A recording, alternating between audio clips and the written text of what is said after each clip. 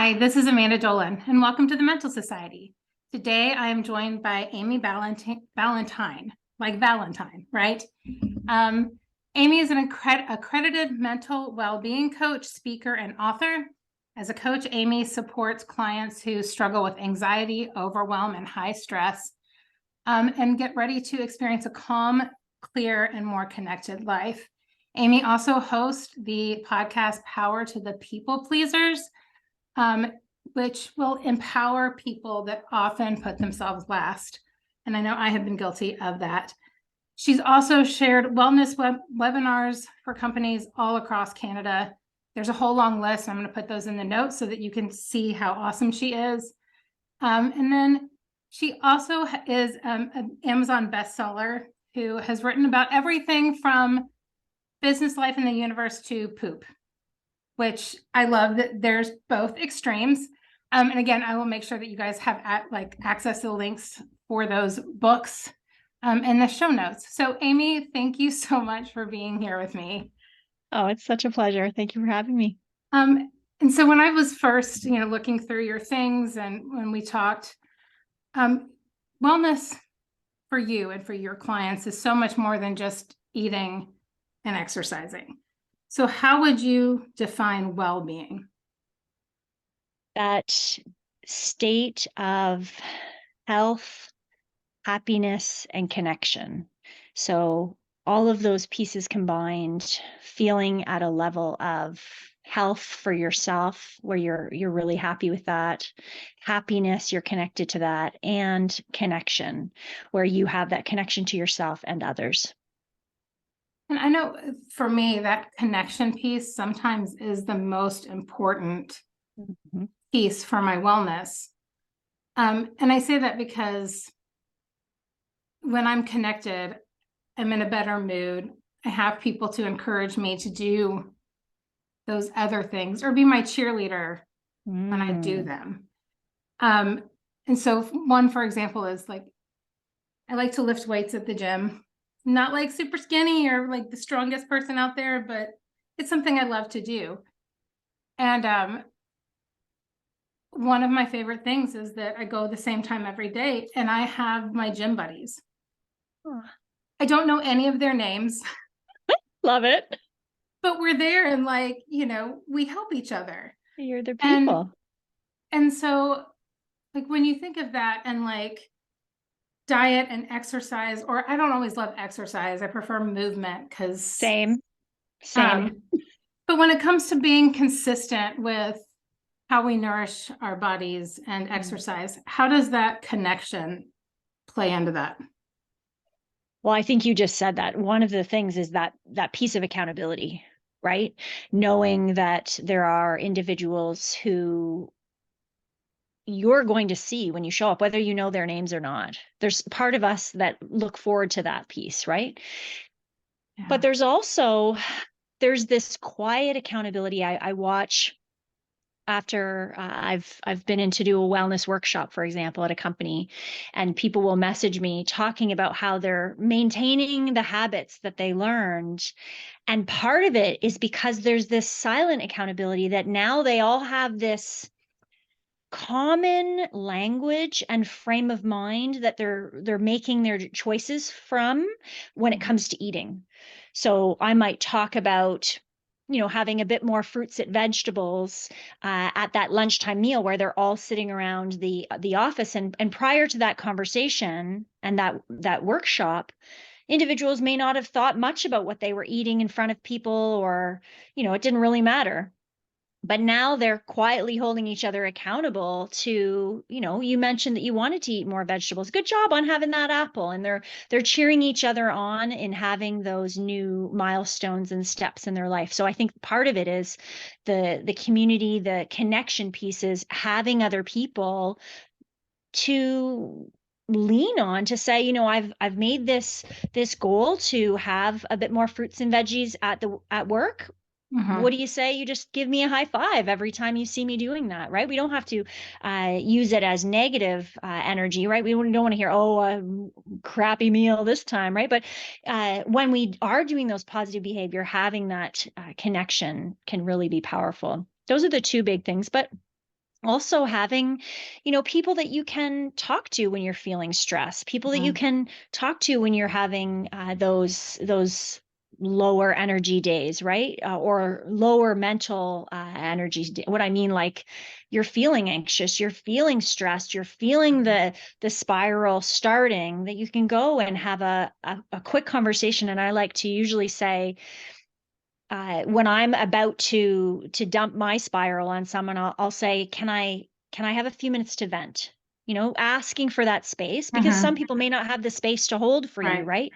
But so just saying, hey, I could really use a moment to vent about this. Do you have a couple of minutes? And then we've both mutually agreed that we can be that person for each other, Right. right? That's a big part of connection and helping us with our mental well-being for sure. And I think you touched on it as well. Sometimes when you need that support or that venting, like, I don't want you to tell me how to fix it.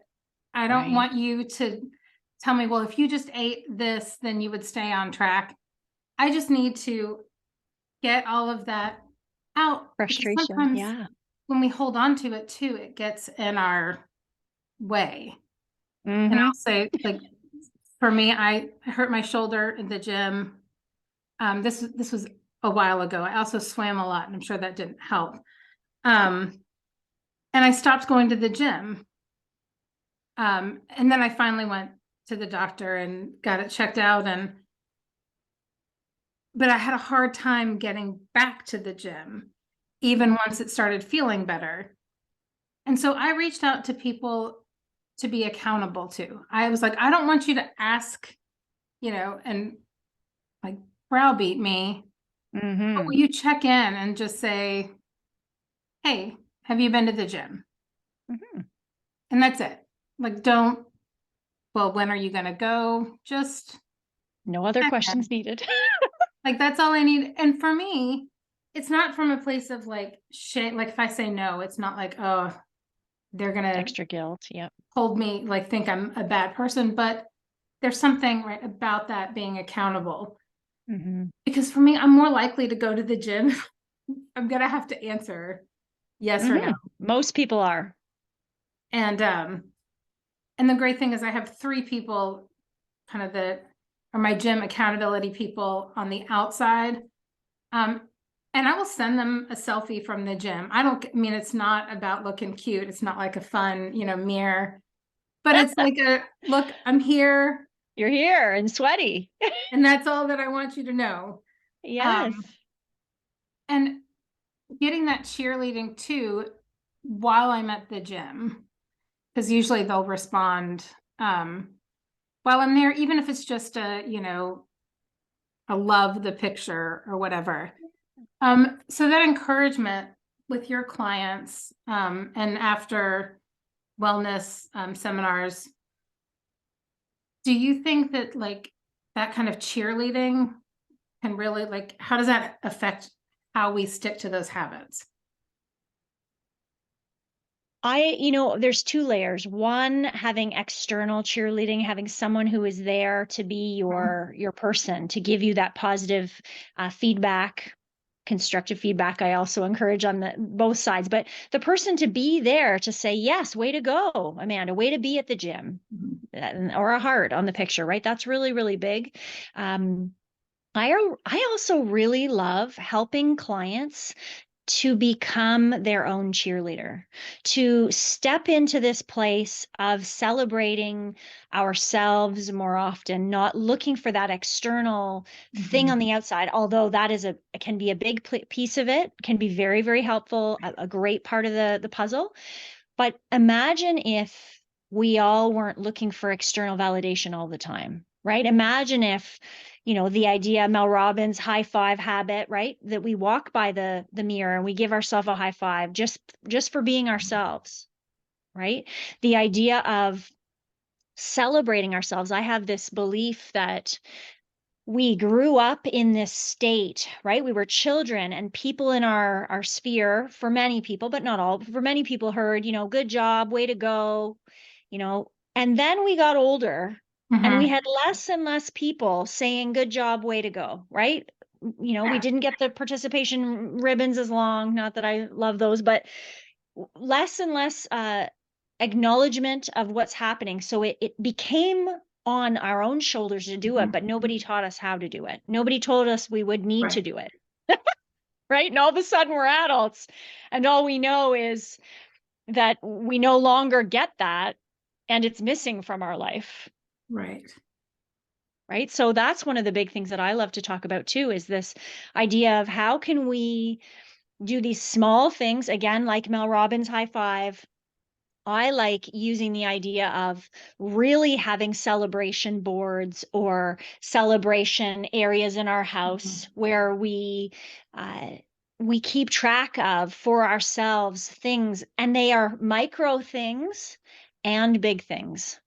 So I have what I call my habit tracker. Mm-hmm. That this is, and so people that, are listening to this, not watching it, when you look at this, there are literally things on here that are make my bed and eat breakfast and take my medicine. Like, these are not big things that are hard, but for me, they're things that I struggle with.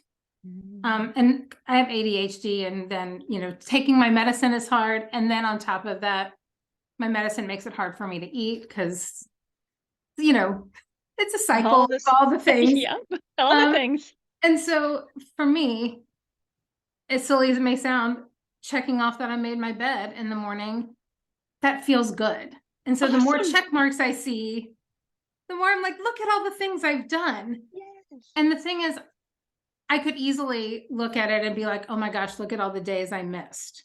Mm. But instead, I look at it as like, oh my gosh, look how many times I did. Yes. And that's another thing that I do on my weekly to-do list that my daughter thinks it's hilarious. But I have I have a check marks, all of that, but I also have a things I did this week. Yeah. And sometimes it's those little celebrations Mm-hmm. and seeing how much you really did accomplish. Yep. That shifts that mindset and also reinforces those habits. Yep. That we are trying to build. So would you talk a little more about habits too, and how that impacts our continued wellness? Yeah, for sure, for sure. So there are many habits, right? I like to boil it down to nutrition habits, movement. I also use that word as well because I think exercise, that word can be a negative for some people.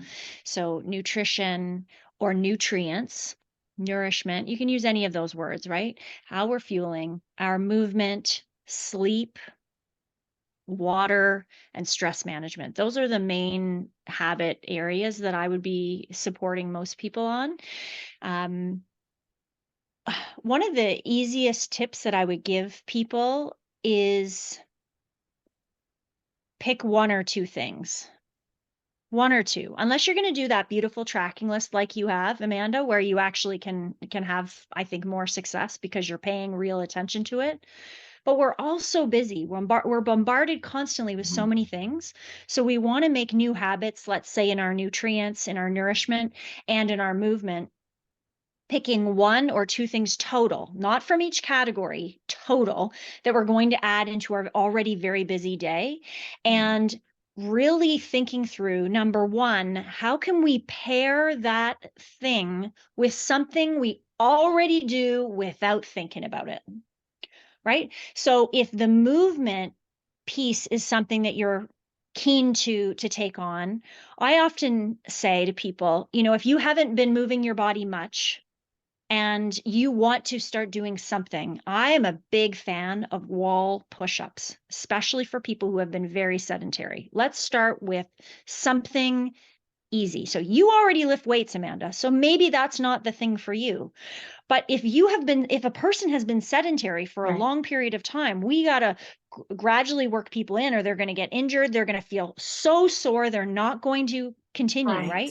So I want to help people have a win. I want to help people have things to celebrate quickly, right? So I say, What if you decided that your habit today or starting today is going to be 10 wall push-ups? Or maybe if you feel that you're capable and ready, they can be off the countertop. Or you go off the stairs and you go to a gradual level of stair that feels good for you. Or really, you could go from your knees or from a regular push-up. The point is, we're not judging ourselves. The point is, we are moving our body, and that's the celebration, right? So let's just imagine, I said, okay, well, let's do 10 push-ups. And you might think, or somebody might think, well, that's not going to do much. Okay, well, let's take it in a different approach, right? What if you decided to commit to 10 push-ups a day for 30 days? Do you think 300 push-ups would make a difference? Yes. Yes, we're starting to move our body. We're getting excited. We're noticing we can do it. So we pair the push up with every time we go to the toilet.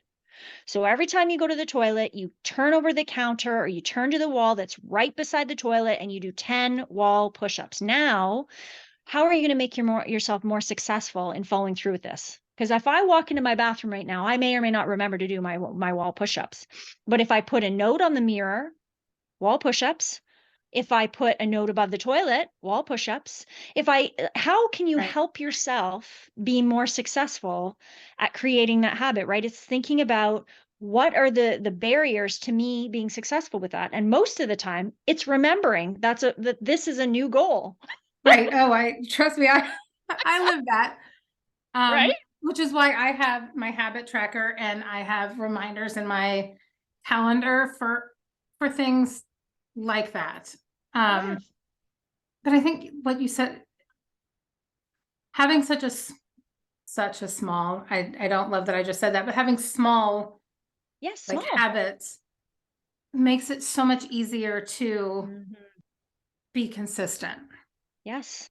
Bec- And then you get excited because you've done the 10 and you tell your friend, I just did 10. And they're like, oh, 10, that's not very good. And you say, listen, I'm doing 10 tomorrow too. Right. And you get this excitement build.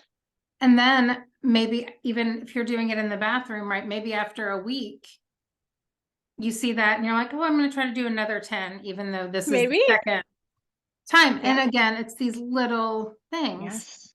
But you're right with that, especially when it comes to movement. Hmm. If I decided, you know what, I want to run a marathon, and so I'm going to go run a marathon today. Yeah. I mean, maybe I could finish 26.2 miles. I don't know that I could, but maybe. The Yeah. reality is it's going to take me a long time. I'm going to get frustrated. I might get injured because my body is not I used would to get injured. that. That's a long way. Now, that being said, while I couldn't run a marathon probably ever to save my life, I'm just not built for that. I did a half marathon. I did it and then I was good. Yes.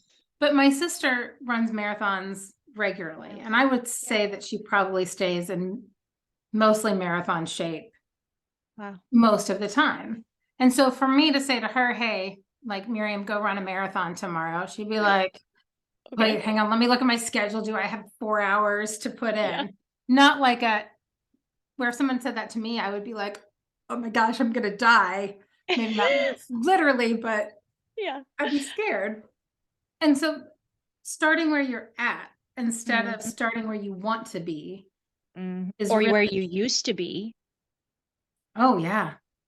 Right? So many of us are in this state. I mean, I know for sure I am. I still feel like I'm 25, 27, but I'm clearly not that age anymore. I'm 42. So but I am not the same as I was back then. No. But we often fall into that trap of, well, I used to be able to do this. I used to be able to, okay, that's wonderful. And let's celebrate that. Let's use that as fuel and proof. And our bodies change as Yes. we age, and as women, when we As have babies. children, babies, things in our body just change.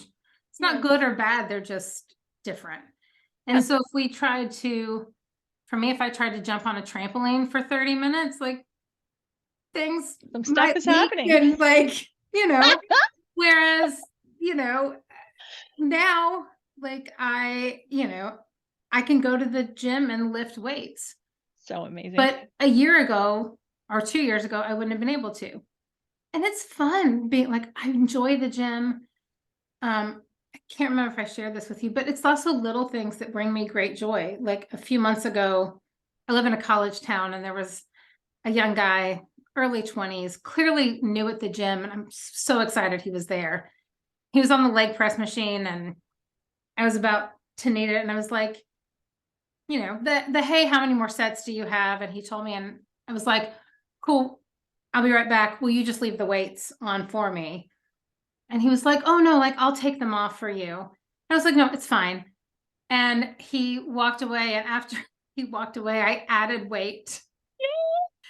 And he kind of gave me this sideways look like you're a kind of like you're middle-aged chubby What? mom. Like, what are you doing leg pressing over 300 pounds? Like, Amazing. I'm strong. And there's something kind of fun too about having people underestimate you as a woman, I think, which is a whole other conversation. Yes. But also when you see that, like when you see that Mhm. you have impressed someone Mm. with the progress that you've made, because I assure you that when I started, I did not do a 300-pound leg press. Yeah. I believe it was Most 90. people don't. Yeah. Like it took some time. And so that's the thing is, if I 2 years ago when I did a leg press of 90, I was like, oh, this isn't good enough. I should just do 300. One, I would likely fail. And you get really injured. And then I'm not going to want to keep going. Yeah. And I think that's like, so when we fail creating habits, how does that impact our next habit that we try to create? Well, there's an opportunity for people who have a growth mindset. So if you have a growth mindset, the failure is the learning, right? What did you learn from that moment? Right? What can you take away from that that will help you be better the next time you're setting a habit, the next time you're setting a goal? What will make you stronger and more likely to succeed? What did you learn? If you have the mindset that isn't growth, right? That is closed, creating habits is going to be tricky Mhm. because you're going to hold yourself back, right?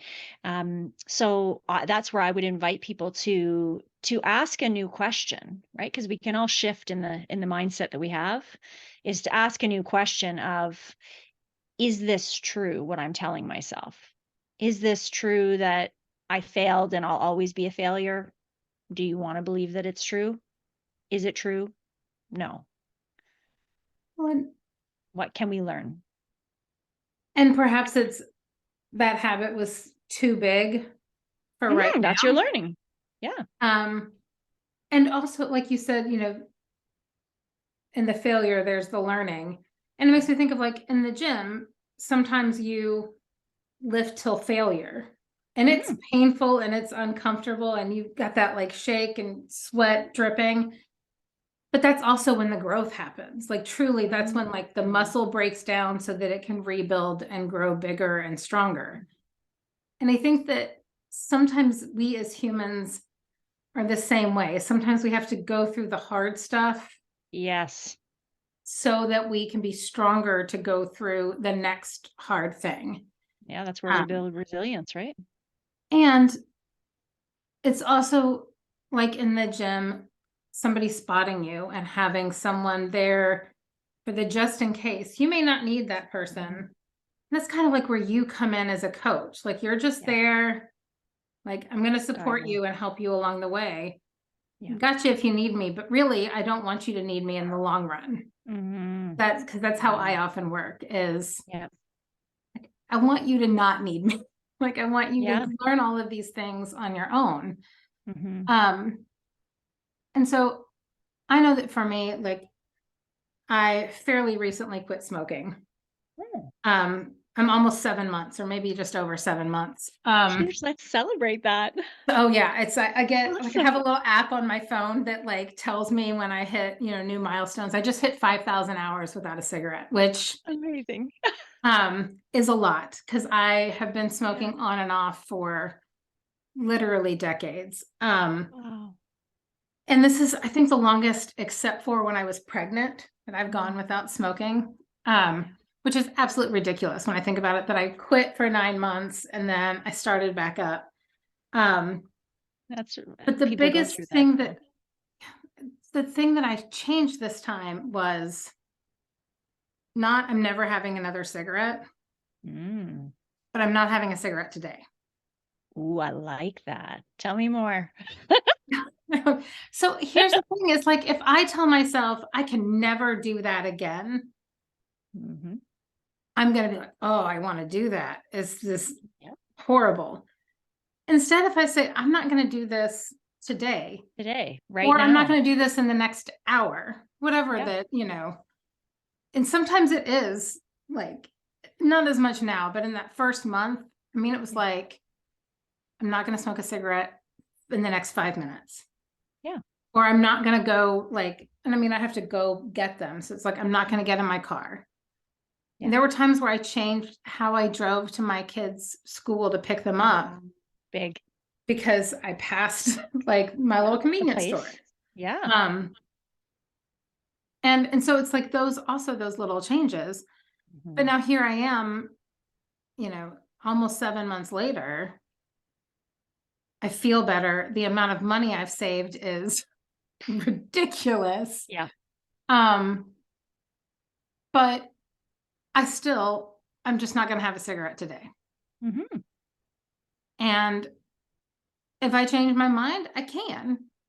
And I'm not failing because look at how far I came. Yeah. And I know that through my own research, right? Whenever we try, especially a habit like smoking, we often need several tries to fully Yeah. kick that habit. Many people do. Yeah. And I have a friend who he's a runner.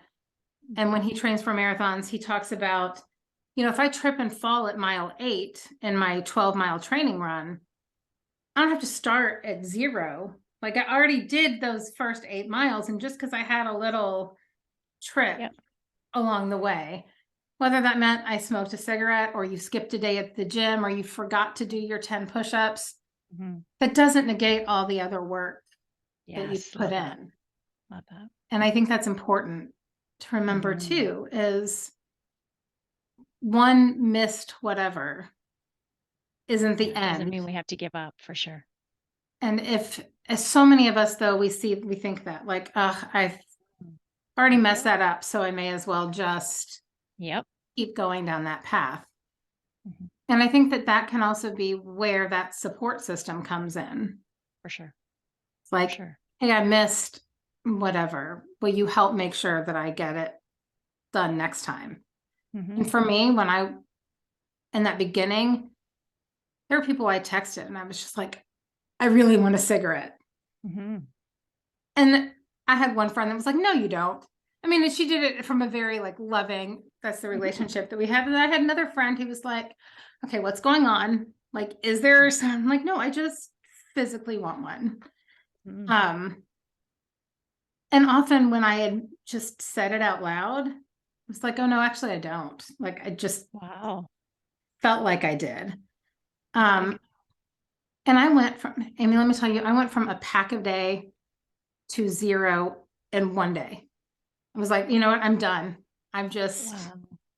and But these small changes in your, like, not small, the changes in your thought process, right? yes, because it Yeah. went from, I'd always tried to quit before for other people. Mhm. And like, and other times it was always like, I'm preparing to quit. Mhm. Like, okay, well, I need to do these things before I can even start the process. Right. And this time it was truly, I was on my way home from dropping my son off. And that was when I usually pick up a pack of cigarettes. And I was like, I'm not going to pick one up today. Wow. I can go back out and get one, but like just right now, I'm not going to. And so let me tell you, withdrawals were terrible. But again, it I bet. was instead of waiting, I started. Mhm. And just like you, How much are we holding ourselves back by waiting or getting ready for, right? right. And Mhm. sometimes, like, yes, okay, so running a marathon, right? You've got to get ready to run a marathon, but you don't need to get ready to run the marathon. Well, it's also this idea of you know, I don't know who uses the analogy, but you're not eating the elephant in one bite. You're not really going to go out and run a marathon in one day with no training. And right. It's this idea of what is the one action that you could do. And the action you took, the best action you took there was that you saying to yourself, I'm not going to go buy it right now. And that was it. From Yeah, like, truly, that was more like, simple, right. And I think we not often easy. make wellness, like our physical health and these habits, like so big that it's, Mhm.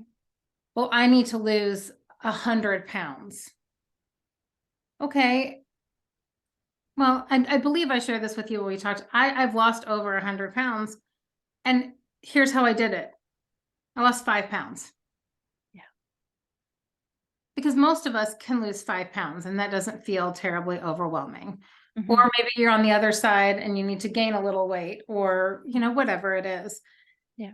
But when I thought, oh, I just need to lose 5 pounds, that was easy. But if I had thought of it as I have to lose 100 pounds, that feels really big. Very big.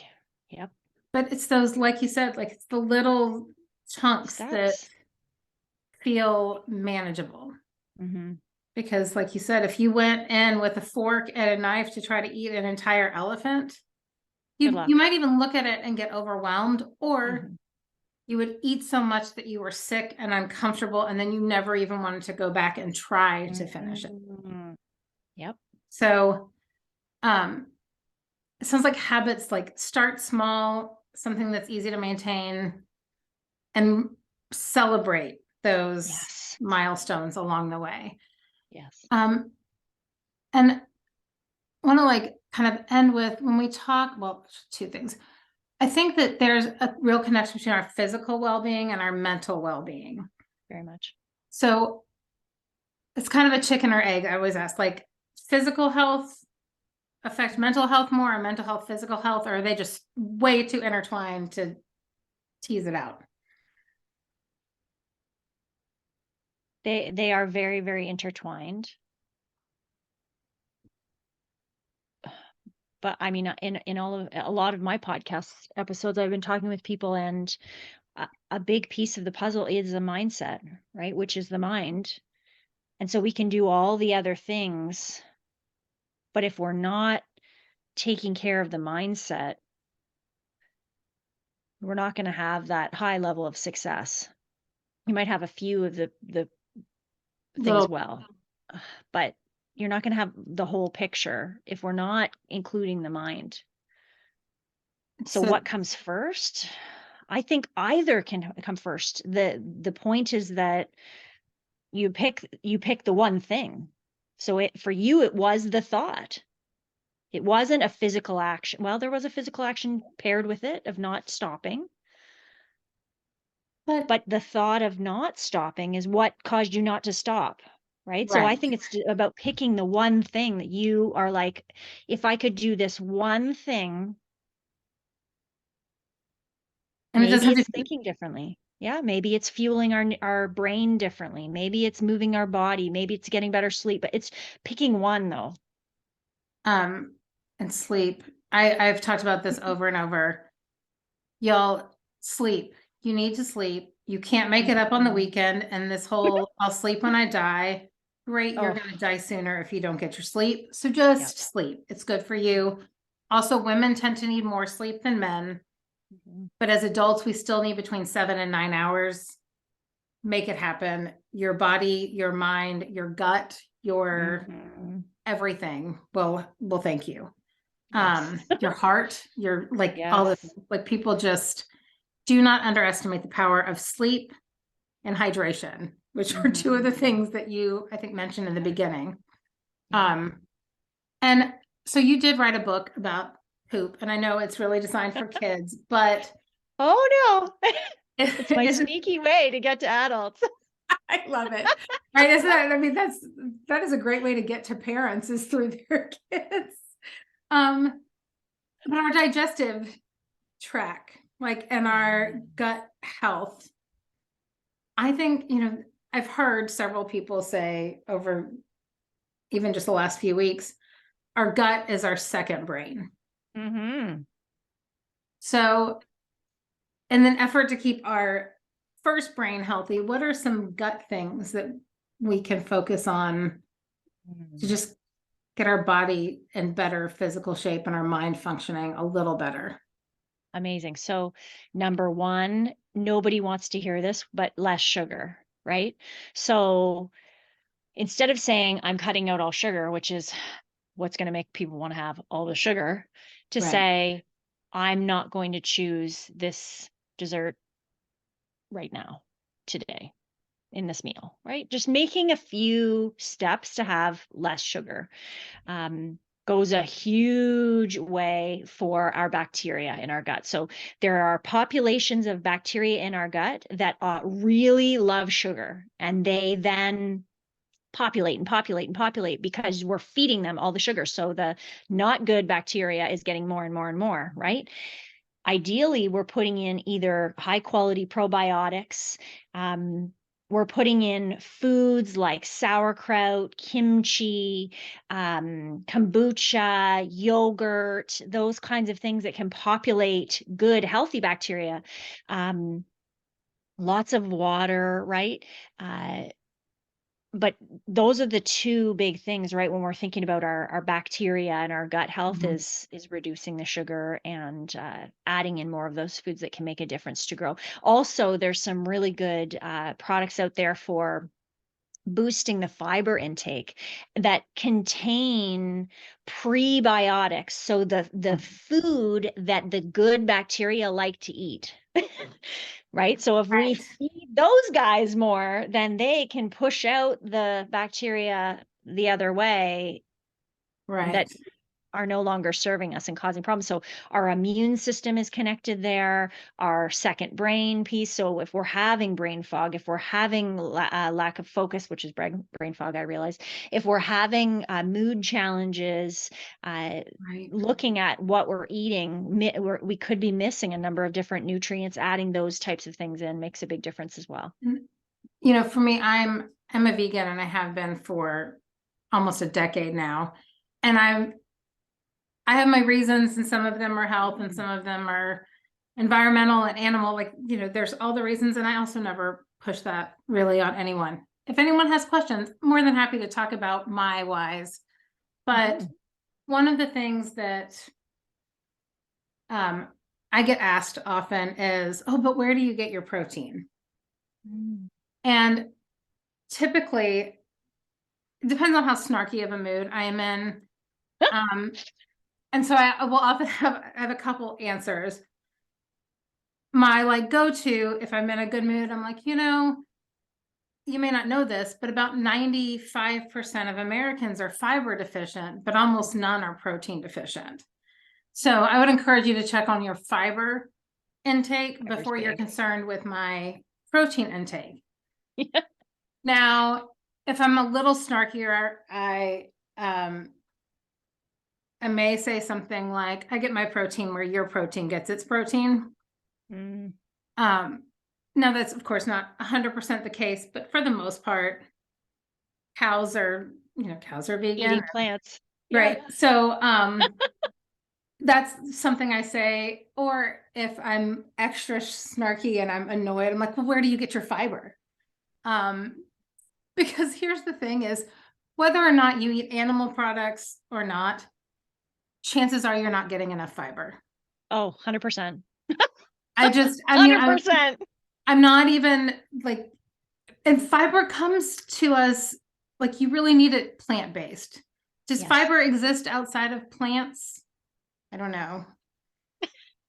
But it doesn't take that much to. Now, if you're eating just lettuce, yes, you are going to eat a lot of lettuce. Yeah, a lot of lettuce. But beans and whole grains, Yes.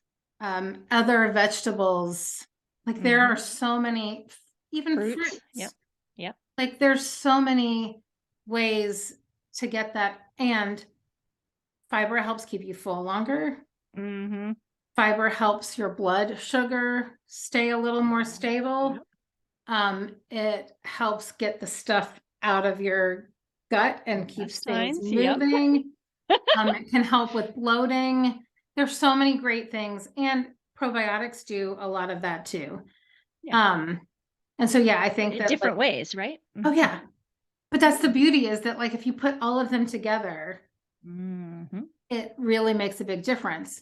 Now, we did talk about little changes. So Yeah. perhaps adding more fiber to your diet is something as simple as I'm going to add one piece of fruit, or I'm going to add some carrot sticks, or Yes. something small to start, and then, Yes. build it up.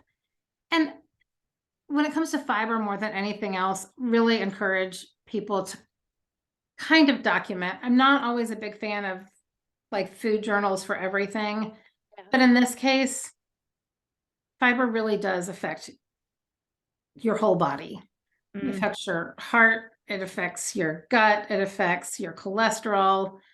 It's amazing. So yeah, fiber, Pay fiber, attention. probiotics, Pay attention, yes. prebiotics, and that's it. So much of it, even with the, like you said, cut the sugar out. Mm. But what we eat, what we nourish our body with matters. Um, Yes. and And I don't like saying the, cut word. I like to shift to what can we add that will gradually move us away from not needing the sugar as often, right? So having those fruits, right? We get the natural sugars, Mhm. we get that sweetness. If you were to reduce the amount of processed sugar you're having and have something like pineapple, you're going to be like, wow, that's sweet and delicious, right? But somebody who eats an abundance of sugar may not notice the beauty of a pineapple as much because Right. they're Because eating so much they're processed. and and here's the reality is like that processed sugar and all that added fat and salt, it tastes good and our bodies become accustomed to it. Yeah. But like you just alluded to, if we make slow progress Mm-hmm. to cut some of that out, we will feel better in the long run. And it doesn't have to be an overnight Mm-hmm. thing. So Yes. before we finish up, I just want to like touch on your podcast, which is her podcast is all about people pleasing. It's power Mm-hmm. to the people pleaser. Yes. Um, because a lot of us spend a lot of our time taking care of others and not taking care of ourselves. So I'm going to make sure that I link that below. Thank But you. I also would really encourage you all to check that out because you don't have to say yes to everything, and saying no is powerful. Mm-hmm. Um, And huge for your wellness.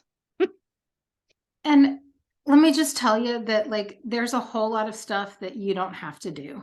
Like other Mm-hmm. people are capable of doing it for you, Yeah. or just period. Mm-hmm.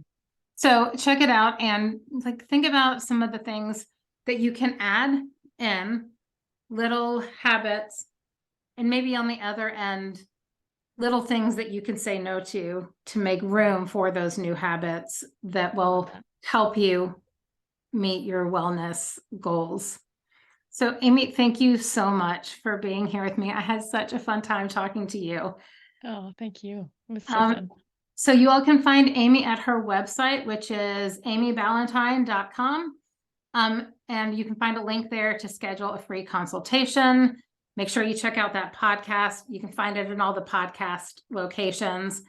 And I'll also have some links to her books, from softball girls to pooping. I mean, and Yes, kind of Mr. everything in Poop between. knows I love poop. it that there's all of it. And there's also just some additional resources and links that I'm going to provide that Amy has graciously offered to provide for our listeners. And with that, we have reached the end of today's episode. Thank you so much for listening and learning more about how mental health and society meet. Now go out and open a conversation and discover how mental health is experienced in your world. You can find more episodes of the Mental Society in all the places you find your favorite podcast. You can also find us on YouTube if you'd rather watch. And please be sure to subscribe so you don't miss out on anything. And make sure that you check out our website. You can find all kinds of other resources there at thementalsociety.com. And remember that you are not alone in your struggles. Hope and help are all around you. And until next time, this is Amanda Dolan, wishing you good health, mental and otherwise.